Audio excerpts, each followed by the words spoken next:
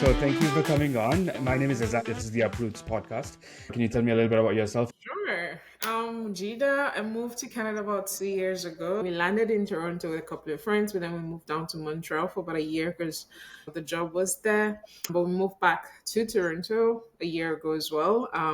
So it's been an interesting experience. Settling has been good. Before Canada, at first I've attempted to immigrate a couple of times before. I lived in Dubai for 3 months and then I moved to Belgium for about a year plus too, but had to move back again because my papers just didn't work out Right. before finally moving to Canada, which definitely was finally successful.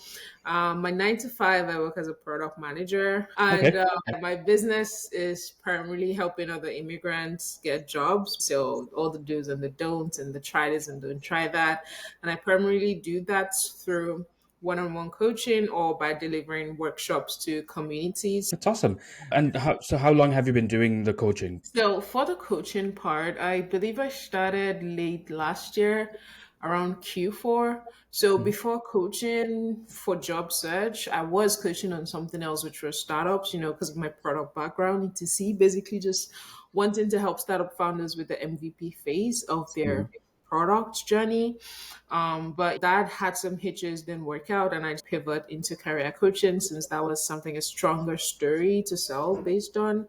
And so far, so good. It's been really nice. At first, it was really just volunteering and experimenting to see like what works, what doesn't work. And I think it primarily just started from, some things feel simple for you, but then you don't realize so many other people struggle with the exact same thing. Yeah. And I think that was why I never really thought of doing it properly in the first place. Yeah. It sounds so boring. It's just Yeah. jobs. Like, how to get jobs? Like, who doesn't? Yeah. Yeah, it was very, very short sighted of me. But in any case, Yeah. was really just thinking about because when I landed through that experience, I was able to get a job in 7 weeks. That was when I got my offer after Right. landing, which was really nice. People get jobs in a short period, but not a lot of people, right? So I didn't really think much of it. It was just okay, that was my experience. But it was when I decided to start focusing on this, I really had to start thinking through, okay, what exactly happened, like breaking it down to say, like, oh, I did this, and then I did that, Mhm. and then I did this.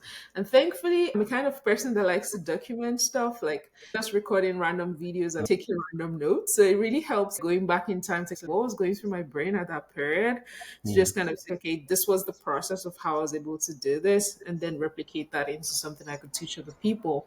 And thankfully, I kind of experimented on that with a couple of people. Actually, I started this around not Q4, Q3, right? So experimented with a couple of people and it did work. A couple of them got jobs. So I decided to take the plunge and just started doing it fully for my business. So, and I've been doing this since then.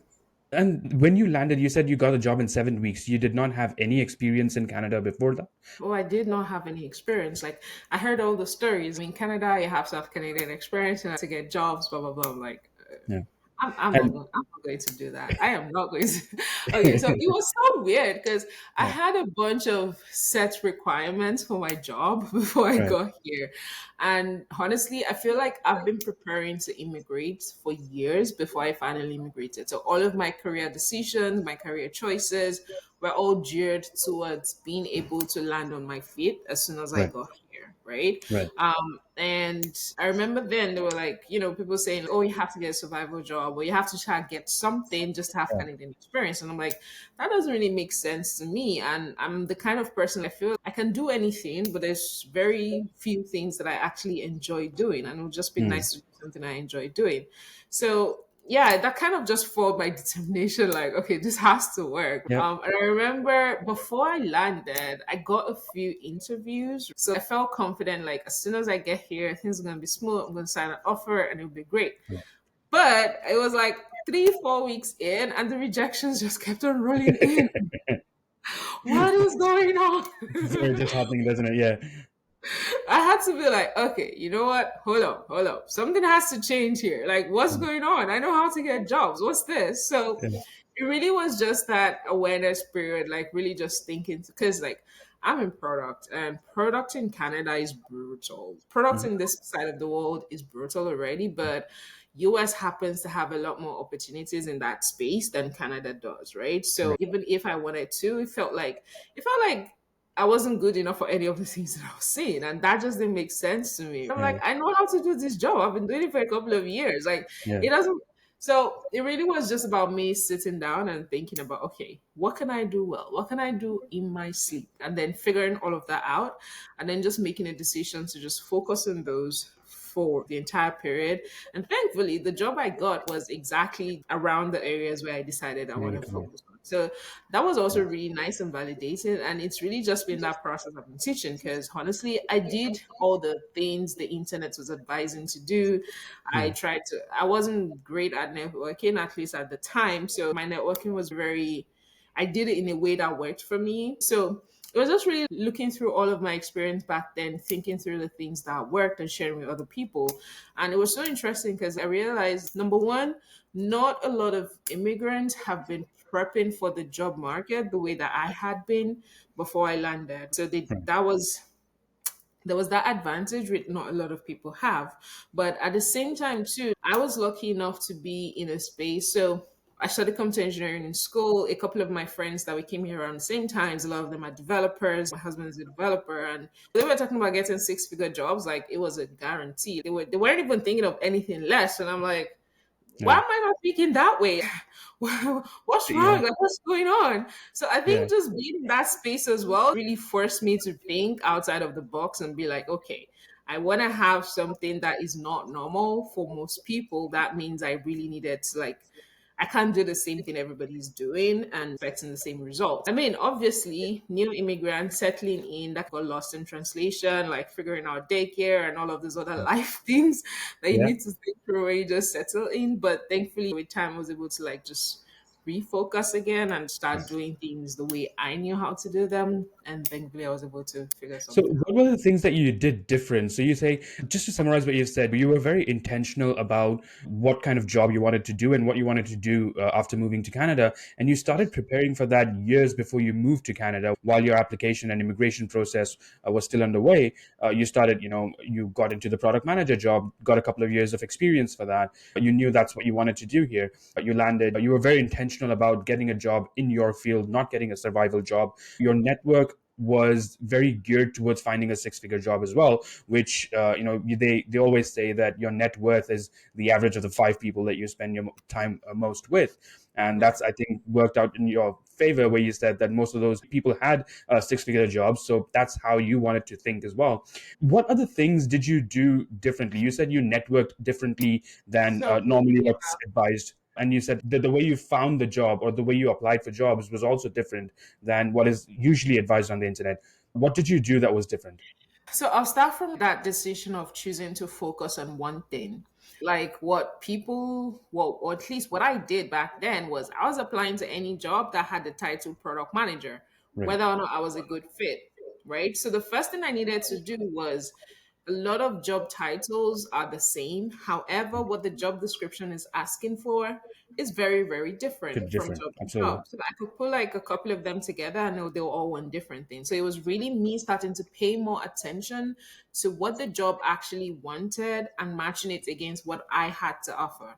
Right. Right. So my thing was product delivery, and that just meant like, okay, product management job title, product owner job title, but the job description had to be speaking to product delivery. So once I Right. had that decision, created a resume that matched exactly that. Like if I submitted that resume to any other product job, it would not be a good fit. But if I submitted it for that specific one, it would Mm. be a perfect fit. So that was like really the first thing for me. And that really helped me get the interview. And then for the networking part. So the common thing then, I think it's the same thing now, like set up coffee chats, have a lot of calls and meetings and all of that with people. But I'm not the most extroverted person. I feel awkward having one, at least not now anyway. But then I Yeah. felt really awkward Yeah. having one. Everyone else. It's like, oh my God, I can't just keep buzzing strangers. It just didn't work for me. So I Yeah. had to really think about it. Then I didn't know that's what I was doing. But now that I've thought about it, I figured out what I was doing. So I tried to have very specific goals. I wasn't just going to network for the sake of networking. I wasn't the type to go to job fairs and just go meet and just go submit. Like, I wasn't the type to do that.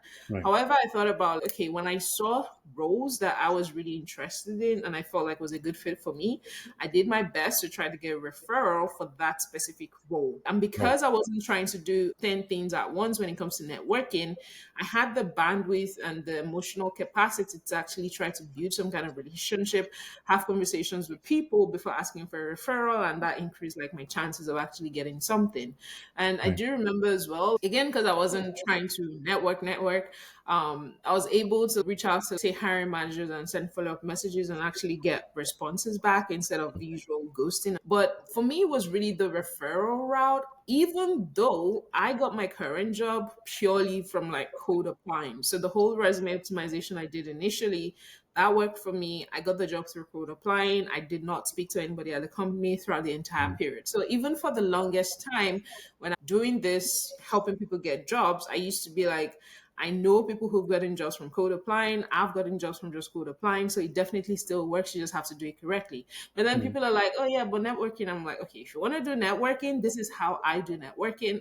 I try to Mm. have specific goals. I try to not try to do everything at once and be everywhere, setting up coffee chats every day. Because honestly, I didn't really have the time for one. My daughter was going to daycare at the time. Thankfully, we were Mm. able to put her in. But I realized like, I didn't want to spend, it wasn't even, I didn't want to. My brain could not afford to just sit in front of a PC and apply to jobs for hours and hours. I Right. got really, really exhausted. It was mentally draining. So I figured, okay, I have a couple of hours to apply to jobs. How can I make the best of it? So it was really just some of those minor little decisions. Mm. But I think the biggest thing was deciding to focus on my application. What exactly did I want? That helped me get the right kind of attention. Mm. And when I got to the interviewing stage, because I was applying to a job that I literally felt like I could do in my sleep, my confidence level was like out of the roof Sure. because I could talk about the job without even having to prepare for the interview. Like I could Right. answer any questions, and I also had a lot of stories to answer questions. There's a difference between when they ask you, tell me about this, and you're trying to describe frameworks versus you talking about when you've actually done it before, what happened, the Right. results, like one carries a lot more powerfully than the other. And I think Yeah. that really, really helped in my interview process as well. And it just really helped me stand out. And then the negotiation part got a little dicey. Like I asked for way more than they were willing to give. They offered 95K and I wanted something six figures. I'm like, there's no way Right. I'm taking that. So it was a bit of back and forth. I almost lost out on the offer, but thankfully, just going back and like being able to converse to, talk back and forth over email. And I think because I did well in the interview already, they were willing to just have the conversation again. We are able Right. to settle on something that worked for both of us. So yeah, that's how I got the That's job. But yeah. That's pretty awesome, man. It's always great to hear people who've landed jobs in their own fields rather than having to work survival jobs for months, and then sometimes they even get stuck in those survival jobs for years. It's really hard to break out of that cycle, right? You get Yeah. addicted to that paycheck coming in every month, then you're tired after the work day. You don't have time to apply for the jobs. Your Yeah. confidence is on all time low. All of those. So much of that. And the fact that the longer you stay at the job, the more distanced you start to feel at whatever it was that you could do before. And then it's starting to feel like maybe I'm not so great at it. Maybe I should. Yeah, Yeah. I've definitely seen that. I've definitely seen that with friends and people who move here that I know. And I'm like, well, I really wish it could be better, but Yeah. it takes knowing and having the right information, which I'm trying to do, and I'm sure you're also trying to do as well. And then knowing how to apply it and just having the patience to be able to clearly see like this is what's going on. Because what I see, people get overwhelmed with rejections, right? I mean, Mhm. of course I did too. And it's like I'm getting too many rejections. I have bills to pay. There's so much happening. I'm probably not good enough. Or maybe it's because I didn't like we start to tell ourselves so many stories that obviously doesn't work in our Yeah. favor when these things start to happen. And I think one of the things I keep trying to tell people again and again now is rejections are normal. It is not a problem. It is going Yeah. to come. It is just like it is Yeah. like normalizing that fact that it's normal for you to get rejections. You don't have to make it mean anything because as soon as you start to make it mean something about you, you start to lose out on opportunities, like Yeah. actual opportunities. And it's either you lose out on opportunities or you start to sell yourself short, right?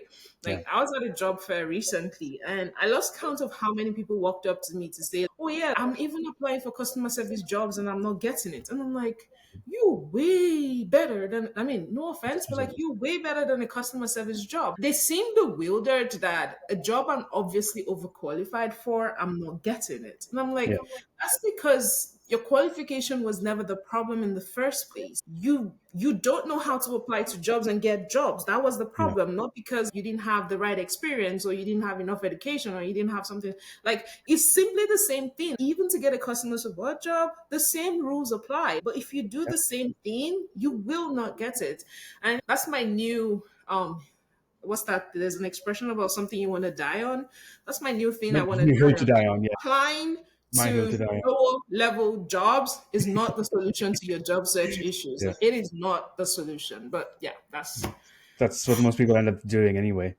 yeah. And okay, so you said you did a lot of preparation even before you came to Canada. What Yes. was that preparation like? My career path was very interesting, right? Keep in mind, like 2 years before I came to Canada, I wasn't sure if I was going to come to Canada. Like I Right. said, I immigrated to a couple of places. So a lot of my efforts were towards making sure I could stay in that country. I remember it's like my school studied computer engineering, did an HR stint for a bit because of an organization that I joined. I did that organization for a couple of years, and that's what actually took me to UAE, right? Right. After UAE didn't work out, I was still trying to do stuff in HR, but then I got this opportunity that just seemed perfect because it was a blend of HR and also my IT background. I took the job in Belgium then I traveled down. However, my entire effort for that year, I mean, I shot myself in the foot a couple of times, but my entire effort for that year was making sure that I was performing really, really well enough so that they would want to keep me and offer me an extension because I was on work permits, right? Right. Um, but that didn't go well. It didn't work out. I got like a bit of an extension, but not the permanent one that I was hoping for. Mhm. However, that was the year that I sort of discovered product. I was working pretty much as a business analyst then, but I was like, okay, there's this career path. It's something people do. So I remember taking a course on Udemy. And I'm like, okay, this looks good. I want to keep doing more of this. Right. However, when I had to leave the country, it was weird. I'm from Nigeria, so I traveled back to Nigeria and I could not find something in that business analyst space. Number one, it felt like the market wasn't fully ready at the time, so there weren't a lot of opportunities for us at that space. And it was before the whole product boom and everybody knew about product managers and everybody wanted to hire product managers. So it Mhm. was really just tough for me then. I ended up taking this remote role with a company called Crossover, and I was working as a QA manual tester. And that was great because like I was getting paid in dollars, I was in Nigeria, it was amazing. It's great. Yeah. But it wasn't what I wanted to do. Like I'd be testing this product and it was pretty much like a factory. Like whatever comes to my front, I test it, it goes, it comes. But I felt like I had ideas. Oh, what if we do this? What if we do that? Yeah. And I tried to like transition within the company, but that just didn't work out. And like the nature of the work as well, it just wasn't working for me because I was expecting at the time. Mhm. But thankfully, I put word out to my network and I'm like, okay, I'm in the market for like products, opportunities, blah, blah, blah. And I had a friend of mine reach out to say, okay, there's this startup founder that he's looking for somebody who he wants to like, get help. Actually, I left the QA job at that point because I figured this is just not for me. It's not where I want to do. So I left that. And then I took on that job with the startup founder for a contract period because Mhm. I was actually pregnant and like so I got a contract for as long as until I delivered the baby. Right. Wow. But Okay. And that this was in worked out. Nigeria. It was in Nigeria, Right. but that worked out fine as well because that helped me get my foot in the door for product management. Right. So I did that for a couple of months, had my baby, went back, to the market again afterwards, and I got another product role after about 7 months. But it was good because all of that break, the break from QA, choosing something in products, the job I did before in Belgium, like all of that really just worked well to help me build up that product experience. And it didn't seem Right. like I was like a newbie to the whole field. So, and Yeah. then I did that for a couple of months because at that time, Canada was starting to work out and then we were just waiting for the, documents and everything. And I remember, at least for that one that I had before we moved, like a lot of my work, a lot of my decisions, the kind of outcomes I wanted to have was really just what's going to help me get a job later on. Like I wasn't actively thinking about it, but I was just trying to make sure like even if I spend just 6 months here, it was going to be the most amazing 6 months that anyone could spend at the company because I really wanted to have something I could put on my resume and make me really stand out and look Yeah. good. And of course, the whole uncertainty around, oh, the PR is going to come today, oh, it's going to come tomorrow, it's going to come in 6 months. It Yeah. just made the whole thing even more critical. Like, Yeah. okay, this has to mean something before I leave here. So, and thankfully, it came in after about 8 months at the company, and then we moved, and then we came here.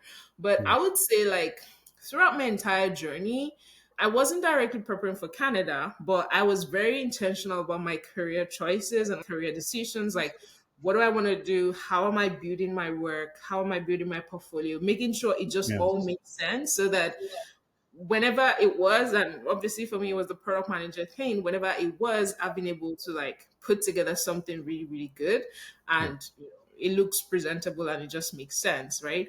I make jokes at times like I was able to get a product job here with less than 2 years of actual product management experience. But that was good for me because it might have been less than 2 years, but those 2 years had the right kind of stuff for the right kind of person, right? Right. I'm Yeah. not the most qualified product manager out there. Like there are people who have done way more than handled way bigger products than I have, but I knew what I was going to specialize in at some point, and I also knew like, okay, who would want that thing that I know how to do well when it comes to this thing? And all of that really just kind of looking back now, all of that really just kind of worked together so well and gave me the right kind of opportunity for me to get my feet wet here in Canada. So yeah. And when you were applying, were there enough product manager jobs available in Canada? You said you applied for 7 weeks. How many jobs did you happen to apply for? Honestly, I don't know. I was not the person who counted jobs that he applied Is it in the to. hundreds though? Were you? So I had another person that I was speaking with, and they brought up an Yeah. important point where they said you have to track the jobs that you're applying for because at Mm. some point you're applying for like 150, 200 jobs, and you get a call and you don't even know where that call is from. So that's the thing. That's the thing. I'm not of the school of thought of applying for 150 jobs. Like Right.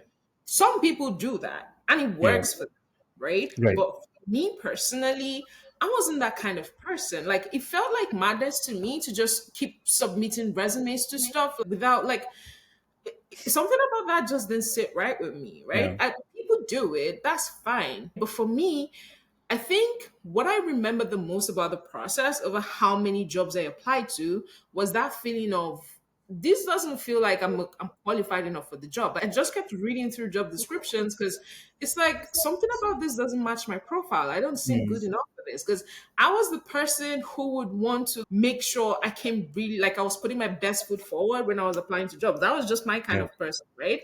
And even though it meant like I spent some extra time or customizing resumes, like I don't mind.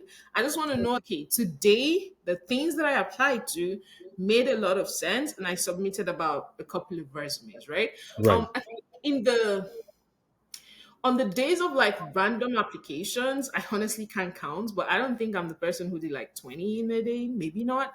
But on Right. the days of really intentionally sitting down and doing something, maybe I did about 4 to 6 applications in a day. And I just like, okay, Right. this is my best shot and I've given it to it. So yeah, I honestly can't remember how many, but I would say that at the time, I did see enough opportunities. Now, there Hmm. will be days where I signed on and I don't see anything new, Hmm. right? Where it's like, okay, I already applied to a bunch of all of this yesterday, Yeah. so nothing new per se. And then maybe I come back in the afternoon and I see maybe a new one. There were definitely days like that, Yeah. but obviously compared to the US market, it was less. It was way Yeah. less.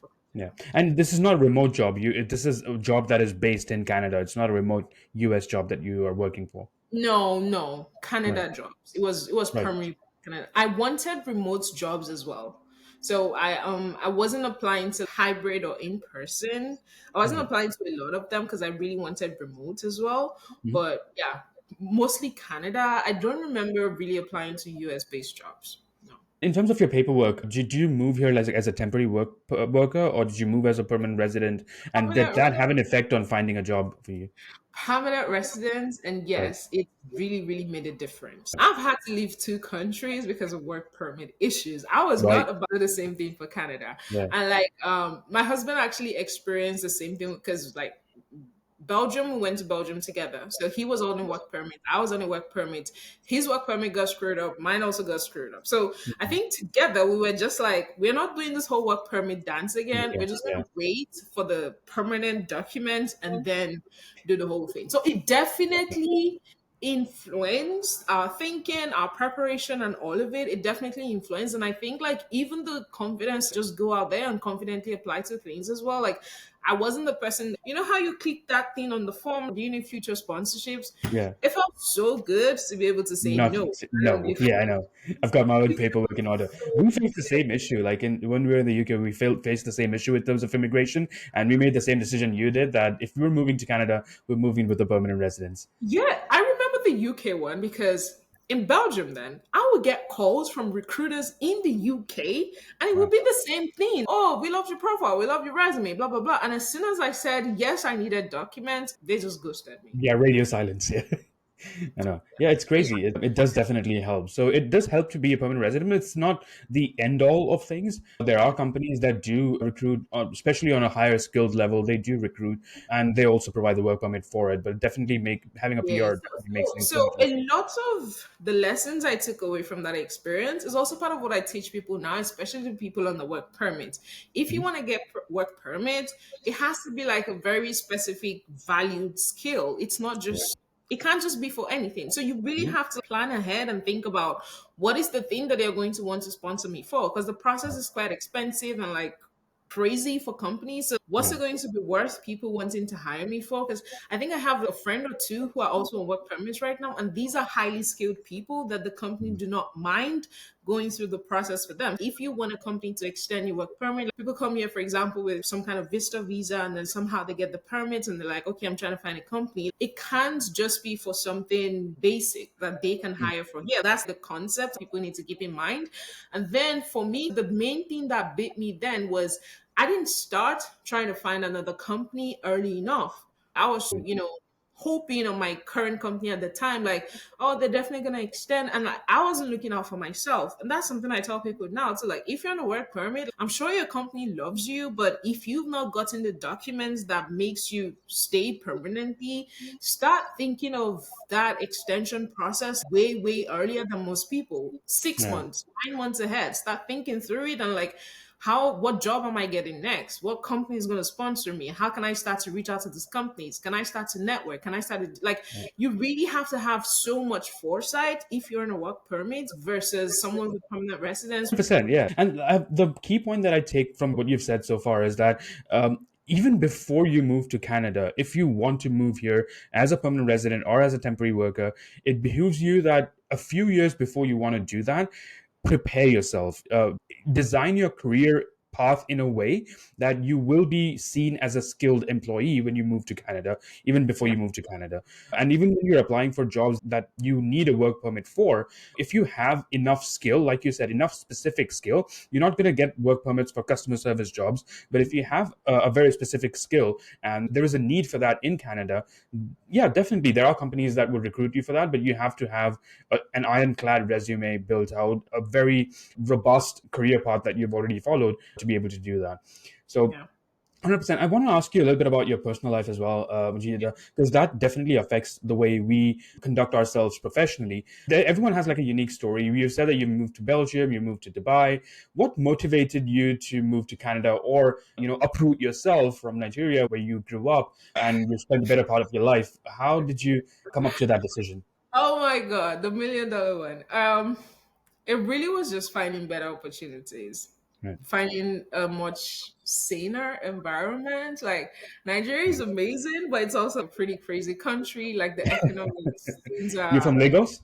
Yeah, I lived in Lagos mostly my adult life. So I'm from somewhere close to Lagos, but I've lived in Lagos mostly my adult Right. life. So I did experience the whole thing. And like experiencing it, living through some of the crisis that was going on back home then, it really just strengthened my resolve. Like, I have to leave this place. I have to Yeah. get out of here. And again, it was like a thing of, I don't want to say pride for me, but I'm like, come on, look at all these great things I can do. I should be Yeah. getting more money for all of this.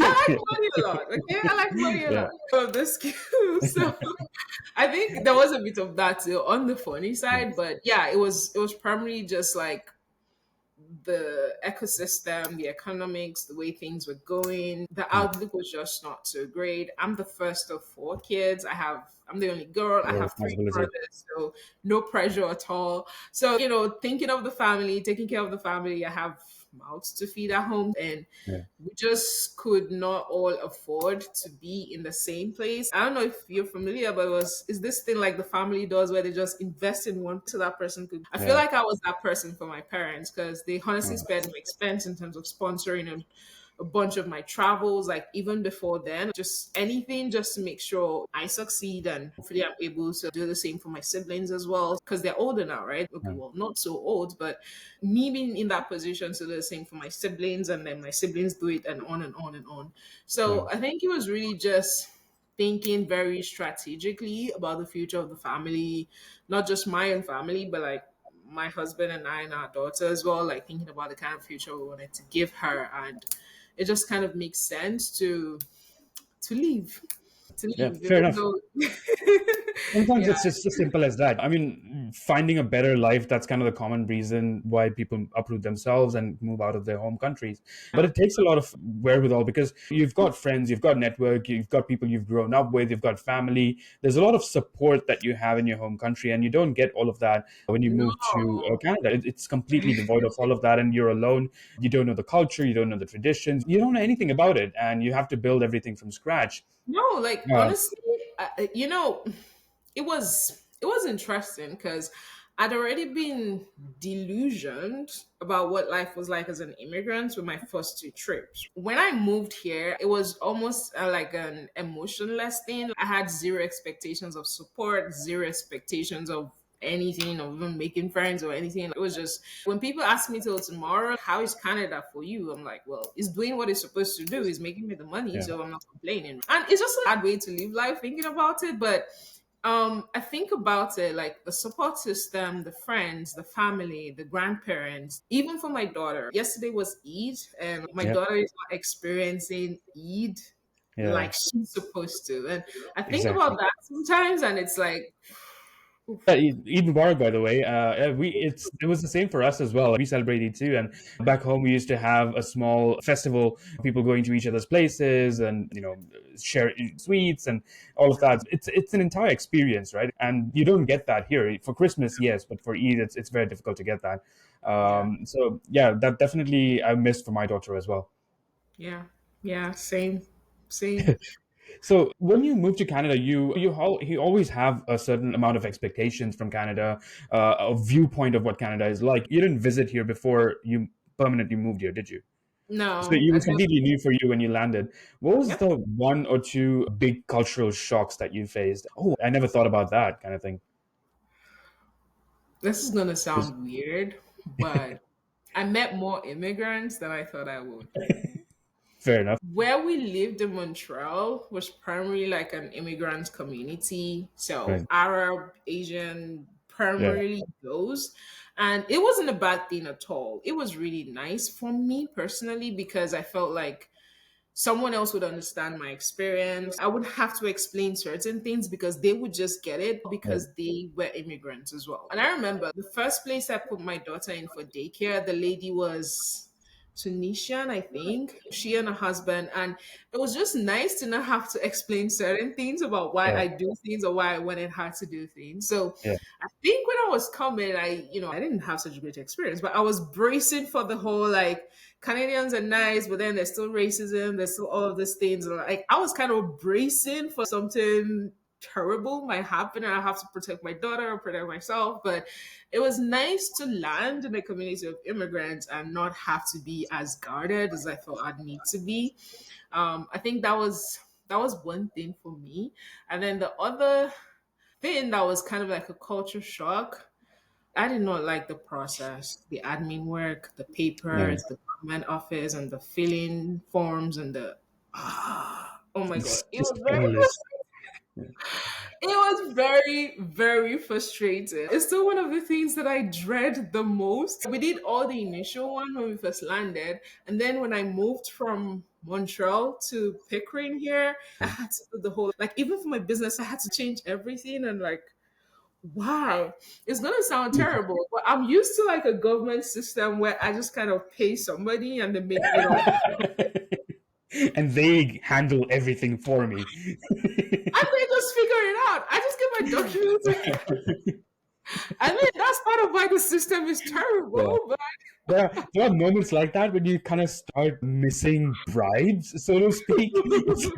I know a good system, but it's just yeah. this would be so much easier back home, kind of feeling. Yeah, Oh my god, yeah. So I definitely miss that being able to just, and grease then some the palms whole and get done. Yeah. the experience of getting a family doctor as well. Huh. Oh my god. It is, yeah, it is getting more and more difficult. I think in the last few years, as the population of Canada has exploded quite a bit. Thanks in good part to the immigration, but that has also put some issues with the infrastructure in terms of health, in terms of schools, and it hasn't caught up yet. I believe it will in the next few years, and it will stabilize. But yeah, Yeah. for the Hearing some moment at least, yeah, I was hearing about some budget changes that were made that is supposed to help facilitate some of these issues, especially around having more healthcare workers or getting more access to healthcare. And I'm really hoping like a lot of that changes. Thankfully, now I do have a doctor, but it was a very stressful process to try not to think and like just really hope that I don't fall sick. My mm, daughter got a doctor much faster because she was younger and I think they put them on some kind of fast track, I guess. right. But for me personally, it was very I hope I don't get sick because I I don't know, have yeah, a yeah. No, you don't have the benefits when you move in before you get a job, right? So it's really hard to even do that. Oh my god, yeah. I don't even it's one of the reasons I'm so grateful for getting my job as early as I did because access to some of those benefits and having to think about paying for stuff out of pocket. Because I did pay for things out. I remember when I first got here, I had some kind of weird infection. I had to go see a doctor and I didn't have a lot of my documentation, basically. I think my health insurance then I didn't kick it and I had to pay like $200 for a consultation of less than 15 minutes. And I'm Yeah. like, And they'll 15 rush you through that as well, right? And you can only ask one question. It's pretty frustrating having to pay for that. But yeah, those are some of my most interesting experiences as a new immigrant. And for the rest of them, I kind of just try not to baby myself too much, I guess. Just take it in your stride. Another thing, Jita, I wanted to say was, there's a lot of talk about assimilating into Canadian culture when immigrants move in, and there is a small group of people in Canada that say that immigrants don't assimilate or integrate into Canadian society as well. In terms of your own experience, have you made any efforts to do that, or have you done that while still also preserving your own personal identity, your own cultural identity? So that's a really good point. Personally, my efforts to assimilate into Canadian culture has been more from like a lifestyle perspective. I'll give you examples. Trying to take life as it comes instead of the whole attacking it that I'm used to. I think that's Yeah. part of Canadian culture that I'm definitely trying to tap into. That life is meant to be lived and enjoyed. I think I'm on board with that and I'm trying to assimilate into that. But honestly, for most other things, I would say probably not.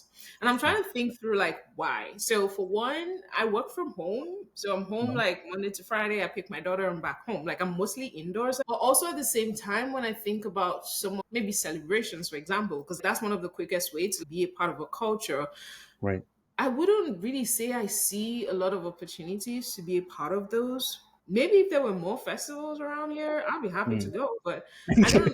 I mean, it's also simple things like just knowing your neighbor, for instance, or keeping in touch with them and maybe helping out in the community a little bit. And I try to do that, but it's not always as much Oh as I'd my like to do. God. So I think one way that I have been. It's gonna sound absurd, but one way that I have been conscious of like I have to do things the way people do things here is with my driving.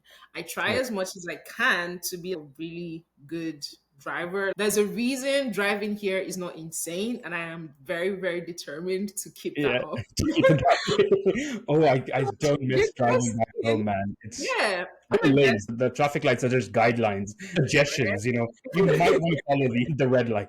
But yeah, I feel like with the neighbor thing, again, a lot of my neighbors are immigrants as well. Yeah, But one that I know that I keep up is like smiling to strangers and just saying hi. That part I really enjoy, and I try to keep it up, do it as there often you as I go. could. Yeah, And it's like, just little things like those, right? Yeah, well, that part I definitely enjoy. It's nice to see somebody and actually say yeah. hello, hi. I like smiling, so it was nice to be in a culture where that was appreciated. And then Absolutely. sometimes I work with my daughter, I like, yo, these people are crazy about kids. Like, Yeah. hello, you look so cute. So Getting through a park is like a full day process. Yeah, oh my God. That part definitely forced me to be like, oh, thank you so much. So yeah. nice. And then I also started reciprocating. And I think being here definitely has helped with my appreciation of other people's lived experiences. Because when you're able to smile at somebody and randomly just say hi, it just makes you think, you know what, maybe they were having a hard day as well. Or maybe, life was happening. Or you see other moms with their kids struggling and like, get in, get out, blah, blah, blah. You're like, yeah, I know what that feels like. And like, you can just smile and appreciate each other and be like, I see you. I just wanted to end on one quick question. Everyone has dreams and they evolve over the years, the motivations. How have your motivations, your dreams, your reality Mhm. evolved looking back over the years, moving from Dubai to Belgium to Canada? I'd say being in Canada has definitely allowed me to dream a little bit more. Before Canada, a lot of my dreams were just, I hope I move, I hope I settle, I hope things are good, I hope I make money, blah, blah, blah, blah, blah. Yeah. And being here, being able to achieve a lot of the things that were on my list has allowed me to now start to think about what do I really want my life to look like? What kind of life do I want to build? Okay, fine. I have the salary now. How do I want to live? How do I want to spend it? What do I want to do in my future? And I think part of that was starting my business because I definitely felt I had the brain space to start to really think about what I really wanted to do in my life, Yeah. how I want my future to look like. So it's evolved from survivalist to now more how can I start to multiply? How can I start Hmm. to thrive and live life properly since I have a lot of the things that I've definitely wanted? That's awesome. So, Mujidah, it was great talking to you. So, if people want to find you, how do they find you? Yeah, sure. Email, where do you live online? I'm on LinkedIn primarily. Okay. Mujidah Sakibu, Mujidah Sakibu. I accept requests all the time. I'm happy to have a conversation if anyone wants to chat.